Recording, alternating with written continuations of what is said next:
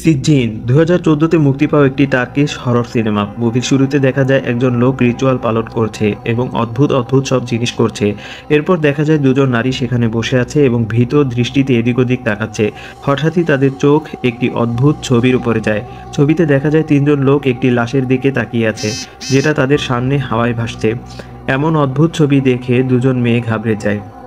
তারা মূলত কালো জাদু করা একজন ওঝার কাছে এসেছে, যার নাম হলো এহসান হোজ্জা। একজন রহস্যময় বৃদ্ধা মহিলা এসে মেহেদুরিকে সেই হোজ্জার কাছে নিয়ে যায়। মেহেদুরি হোজ্জার কাছে আসার পরে হোজ্জা তাদেরকে তাদের নাম জিজ্ঞাসা করে। এই দুজন মেয়ের ভেতরে বাম পাশের মেয়েটির নাম হচ্ছে অজনুর। এখানে অজনুর এই কথাটি জিজ্ঞাসা করতে এসেছে যে যার সাথে তার বিয়ে হবে সে তার জন্য সঠিক পুরুষ হবে কিনা। যার সাথে অজনুরের বিয়ের কথা হয়েছে তার নাম কুদরেত এবং সে তার খালাতো ভাই হয়। এখন তাহলে অজনুরের পাশের মেয়েটি কে? এই পাশের মেয়েটি সম্পর্কে জানতে পারবেন সিজিন মুভির পার্ট 2 এক্সপ্লেনেশনে। আশা করছি অপেক্ষা করবেন। ওঝা মন্ত্র পড়তে থাকে এবং কিছু জ্বলন্ত কয়লার টুকরো হাত দিয়ে উঠিয়ে পানিতে ঢেলে দেয়। তখন ওঝা বলে এর জবাব রুহানি শক্তি তোমাদেরকে দিবে। তখন পাশে বসে থাকা তার বান্ধবীর শরীরে জিন প্রবেশ করে এবং ভয়ানক কণ্ঠে তাকে সতর্ক করে যে কুদরতের সাথে একদম বিয়ে করবে না। তার থেকে দূরে থাকাই তোমার জন্য মঙ্গল, কারণ সে তোমার মৃত্যুর কারণ হবে। এরপর 12টি বছর চলে যায়। পরের দৃশ্যে দেখা যায় অজনুর একটি লোকের সাথে কথা কাটাকাটি করছে। এই ব্যক্তিটি আর কেউ নয় বরং তার খালাতো ভাই কুদরেত ছিল। তাদের কথাবার্তায় বোঝা যায় যে অজনুর 4 মাসের প্রেগনেন্ট ছিল। কুদরেতের সাথে অজনুরের একটি অবৈধ প্রেমের সম্পর্ক গড়ে উঠেছিল, যার ফলশ্রুতিতে সে প্রেগনেন্ট হয়ে গিয়েছিল। সে এই কারণে প্রেগনেন্ট হয়েছিল যেন সে কুদরেতকে বিয়ে করতে পারে। কথা কাটাকাটির এক পর্যায়ে অজনুরকে ধাক্কা দিয়ে দেয় কুদরেত। এ কারণে অজনুর আহত হয়ে যায়, তার শরীর থেকে রক্ত বের হতে শুরু করে। দৃশ্যটি পরিবর্তন হতেই আমরা দেখতে পাই কুদরেতের ওয়াইফ নিশা এবং অন্ধ মেয়ে জায়দা এবং তার বৃদ্ধ প্যারালাইসিস মাকে।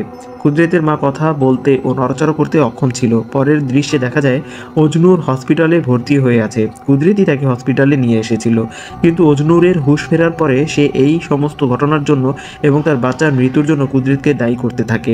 কিন্তু কুদরেত কিছুটা নিশ্চিন্ত বোধ করছিল, কারণ আজ অজনুর কুদরেতের স্ত্রী এবং মেয়ের কাছে তাদের অবৈধ সম্পর্কের কথা বলে দিতে চেয়েছিল।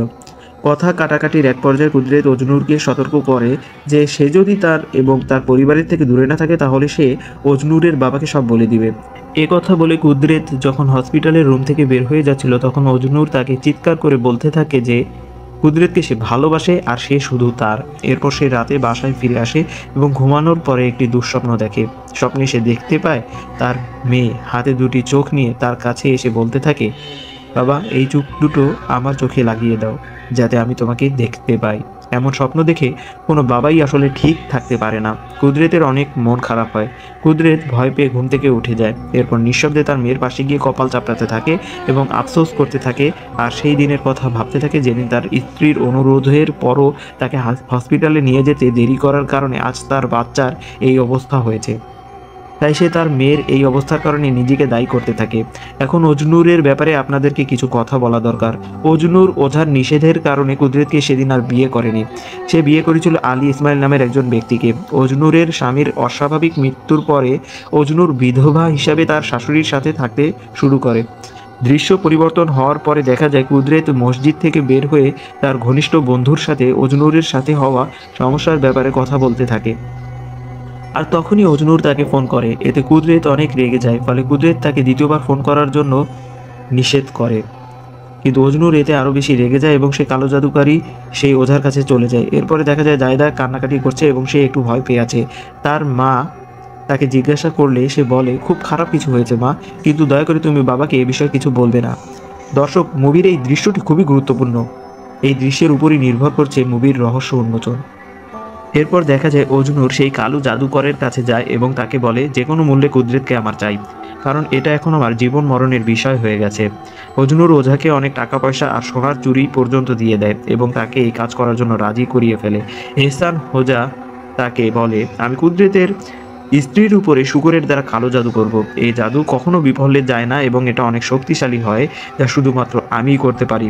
ওঝা আরও বলে যে মানুষের মতো জিনদের ভেতরে মুসলিম ও খ্রিস্টান আছে, কিন্তু এক প্রকার জিন আছে যাদেরকে এনজার বলা হয়। আর এই প্রকৃতির জিনেরা খুবই ভয়ানক আর শক্তিশালী শয়তান হয়, যারা মুসলিমদের একদম সহ্য করতে পারে না। আমি এদের মধ্যে একজন জিনকে এই কাজ করার জন্য রাজি করাবো। আর এই জন্য তোমাকে কিছু কাজ করতে হবে। অজনুর তখন বলে, আমি যে কোনো কাজ করতে রাজি আছি। ওঝা তখন তাকে বলে, এজন্য কুদরতের স্ত্রীর মাথার চুল বা নখ এবং রক্ত আর একটি ছবি লাগবে। ওঝা বলে, এটা এতটা সহজ কাজও নয়। এর জন্য আমাকে জীবিত শূকরের পেট চিরে নাড়িভুড়ি জোগাড় করতে হবে এবং এছাড়াও একটি সদ্য মৃত যুবক ছেলের পায়ের হাড় জোগাড় করতে হবে। শূকরের নাড়িভুড়িগুলো মৃত ব্যক্তির পায়ের হাড়ের সাথে জড়ানোর পূর্বে আল্লাহর সাথে সাংঘর্ষিক এবং অভিশপ্ত শয়তানদের নাম লেখা কাগজটি এর সাথে জড়িয়ে নিতে হবে। এইসব নাপাক কাজের মাধ্যমে শয়তান জিনদেরকে খুশি করা হয় এবং তাদেরকে দিয়ে মানুষের ক্ষতি করানো হয়। ওঝা আরও বলে দেয় যে এই কালো জাদু করার 5 দিনের ভিতরে নিশা এবং নিশার সাথে রক্তের সম্পর্কের সবার মৃত্যু হবে, আর অবশেষে কুদরত তোমারই হবে। অজনুর তখন বলতে থাকে, এছাড়া আমার আর কিছুই করার নাই, যা করার আপনি করেন, আমার শুধু কুদরতকে চাই। এরপর অজনুর কুদরতের বাসায় চলে যায়, আর সেখানে গিয়ে কুদরতকে না দেখতে পেয়ে সে মনে মনে খুশি হয়, কারণ তার জন্য কাজটি করা এখন সহজ হয়ে গেছে। অজনুর সোজা অশরুমে চলে যায়। তখন কুদরতের মা খারাপ জিনদের উপস্থিতি অনুভব করতে পারে, কিন্তু কাউকে কিছু বলতে পারে না অসুস্থতার জন্য। কুদরতের মায়ের সাথে অশুভ শক্তি অনুভব করার যে সম্পর্ক, সেই বিষয়ে আমরা জানতে পারবো সৃজিন মুভির পার্ট 2-এ। আশা করি আমার বন্ধুরা এর জন্য অপেক্ষা করবে। এরপর যা হয়, অশরুমে গিয়ে চুল, নখ, রক্ত খুঁজে পাওয়া কিন্তু অনেক সহজ। অশরুমে যাওয়ার পরে অজনুর খুব সহজেই চিরুনিতে চুল এবং ডাস্টবিনে স্যানিটারি প্যাড পেয়ে যায়। এরপর সেই উপকরণগুলো নিয়ে সে দ্রুত গতিতে কুদরতের বাসা থেকে বের হয়ে চলে আসে এবং আসার পূর্বে কুদরতের মেয়ের দিকে তাকিয়ে তার অনেকটা মায়া হয় এবং সে ভাবতে থাকে এই কাজটি করবে কি করবে না। কিন্তু পথিমধ্যে অজনুর আর কুদরতের সাথে দেখা হয়ে যায় এবং তাদের মধ্যে অনেক কথা কাটাকাটি হয়। কুদরত তাকে জিজ্ঞাসা করে কেন সে এ বাসায় এসেছে এবং দ্বিতীয়বার যেন সে এ বাসায় না আসে আর তার পরিবারের দিকে চোখ তুলে না তাকায় এবং তার সাথে কোনো যোগাযোগ না করে। এর ফলে অজনুরের মনে প্রতিশোধের আগুন জ্বলে ওঠে এবং সে সিদ্ধান্ত নেয় যে সে কালো জাদুটা করবেই। এরপর সে ওঝার কাছে ওইসব জিনিস নিয়ে চলে আসে। ওঝা স্যানিটারি প্যাডটি একটি পানির বলের ভিতরে ডুবিয়ে তা থেকে নাপাক রক্তকে পানির সাথে মিশিয়ে নেয়। এরপর সেই পানি শূকরের নাড়িভুঁড়ির সাথে মিশিয়ে ফেলে আর সেই নাড়িভুঁড়িগুলোকে একটি মৃত লোকের পায়ের হাড়ের সাথে জড়িয়ে নেয়। তারপরে বাকি নাড়িভুঁড়িগুলোকে কুদরতের স্ত্রীর ছবি টুকরো টুকরো করে মিশিয়ে ফেলে। এরপর সেই নাড়িভুঁড়িগুলোকে 5 দিন যাবৎ কুকুরের খাবারের সাথে মিশিয়ে পরিবেশন করা হবে। কুদরত ও তার পরিবারের জীবনে ভয়ানক রাতের শুরু হয় 10 মে 2009 থেকে। সিন কাট হওয়ার পরে দেখা যায় জায়দা তার দাদিমার চুল আঁচড়ে দিচ্ছে। তার দাদিমা উপরের দিকে তাকিয়ে থাকে, কিন্তু হঠাৎই তার শরীর খারাপ হয়ে যায় এবং সে উঁচু নিঃশ্বাস নিতে শুরু করে, যা দেখে সে ঘাবড়ে যায় এবং দাদিমাকে শান্ত করার চেষ্টা করে। এরপর দেখা যায় কুদরত নেশায় মগ্ন হয়ে আছে এবং সে ঘরের বাইরে আছে। আর তার স্ত্রী ঘুম থেকে ওঠার পরে রাত 12টার দিকে তাহাজ্জুদের নামাজ পড়ার জন্য প্রস্তুতি নিচ্ছে। তাহাজ্জুদের নামাজ শেষ করার পরে তার সাথে হঠাৎই একটা বীভৎস ঘটনা ঘটে। শুকরের আস্ত একটা কাটা মাথা উপর থেকে তার সামনে এসে পড়ে। এটা দেখে সে আতঙ্কিত হয়ে রুম থেকে দৌড়ে বেরিয়ে যায় এবং রুমটা লক করে দেয়। সেদিন রাতটা এভাবেই অবসান হয়ে যায়, কিন্তু ভয়ানক রাতের শুরু হয় এর পরদিন থেকে। সেদিন রাতে নিসা হঠাৎই জিনের দ্বারা পজেজ হয়ে যায় এবং সে তার মেয়ের পুতুলের চুলগুলো এবং নিজের মাথার চুলগুলো কেচি দিয়ে কাটতে থাকে আর নিজের মুখের ভিতরে ঢুকাতে থাকে। এর ফলে তার রক্ত বমি হতে শুরু করে, কিন্তু চুলগুলো গিলতে না পারায় নিশার তেমন ক্ষতি হয় না। এরপর রাতের বেলায় নিশা যখন তার স্বামীকে সমস্ত ঘটনা খুলে বলে, তখন তার স্বামী তাকে পাগল বলে সবকিছু উড়িয়ে দেয়। পরের দৃশ্যে জায়দাকে তার পুতুলের সাথে অদ্ভুত আচরণ করতে দেখা যায়। এই বিষয়ে মুভির সামনের দিকে আমরা জানতে পারবো। সিন কাট হওয়ার পরে আমরা দেখতে পাই অজনুর স্বপ্নের ভিতরে নিজেকে জাগ্রত অবস্থায় দেখতে পায় আর তার মৃত স্বামীকেও দেখতে পায়, যে কিনা তার মাথাটা দেয়ালের সাথে আঘাত করছিল। তার মাথা থেকে রক্ত ঝরছিল আর সে অজনুরকে উদ্দেশ্য করে বলছিল যে, কেন তুমি আমাকে ধোঁকা দিলে, কেন তুমি আমাকে ভালোবাসলে না। এ কথা বলতে বলতে সে একটি ধারালো ব্লেড দ্বারা তার হাতের রগগুলো কাটতে শুরু করে। এটা দেখার পরে অজনুর খুব বেশি ভয় পেয়ে যায় এবং ঘুম থেকে উঠে যায়। ঘুম থেকে ওঠার পরে বিছানা থেকে নামতে গিয়ে অজনুরের পা কিছুর সাথে লেগে কেটে যায়। খেয়াল করতে গিয়ে অজনুর দেখে বেজমেন্টে তার স্বামীর হাতের সেই ব্লেডটি খাড়া অবস্থায় আছে। সে খুব চিন্তিত হয়ে পড়ে যে কেন তার সাথে এমন ঘটনা ঘটছে। এই দৃশ্যটি দ্বারা আমরা জানতে পারি অজনুরের স্বামী আসলে আত্মহত্যা করেছেন তার ধোঁকার কারণে। এরপর দেখা যায় নিসা তার শাশুড়ির জন্য স্যুপ রান্না করছিল। হঠাৎ কোনো কাজের জন্য নিসাকে বাথরুমে পানি ফেলতে যেতে হয়। এ সময় নিসার শাশুড়ি হঠাৎই জিনের দ্বারা পজেজ হয়ে যায়। নিসার শাশুড়ি জিনের দ্বারা হাঁটতে শুরু করে, যে কিনা হাঁটতে অক্ষম ছিল এবং পায়ে ছিল ঘা। এরপরে সে রান্নাঘরে পৌঁছায় এবং গরম স্যুপের হাঁড়িটি তুলে নিয়ে তার মাথায় গরম গরম স্যুপ ঢেলে দেয়। এই দৃশ্য দেখে ফেলে নিসা এবং সে বাকরুদ্ধ হয়ে পড়ে আর চিৎকার করতে থাকে। এর ফলে নিসার শাশুড়ি নির্মমভাবে মৃত্যুবরণ করে। তাদের পরিবারে এটাই ছিল প্রথম মৃত্যু কালো জাদু করার পর। শাশুড়িকে দাফন করার পরে যখন সবাই শোক পালন করছিল তখন অজনুর তার শাশুড়িকে নিয়ে নিসাকে সান্ত্বনা দিতে আসে, কিন্তু মনে মনে সে অনেক বেশি খুশি ছিল। জায়দা তার দাদিমার জন্য অনেক বেশি কষ্ট পাচ্ছিল, সে অনেক কান্নাকাটি করছিল। এর পরের দৃশ্যে দেখা যায় কুদরত বাড়ির বাইরে দাঁড়িয়ে ধূমপান করছিল। এরপর ধূমপান শেষে যখন বাড়ির ভিতরে প্রবেশ করার জন্য চাবি লাগাচ্ছিল দরজায়, তখন কোনো চাবিতেই দরজা খুলছিল না। হঠাৎ বিনা চাবিতে নিজে নিজে দরজা খুলে গেল। এটা দেখে কুদরত হতবাক হয়ে যায়। বাড়ির পরিবেশ ছিল সম্পূর্ণ নীরব এবং নিস্তব্ধ। এর ভেতরে সে তার মেয়ের গলার আওয়াজ শুনতে পায়। সে ভৌতিক আওয়াজে বাবা বাবা বলে ডাকছে। কুদরত তার মেয়েকে সাড়া দিচ্ছে, কিন্তু কোথাও তাকে খুঁজে পাচ্ছে না।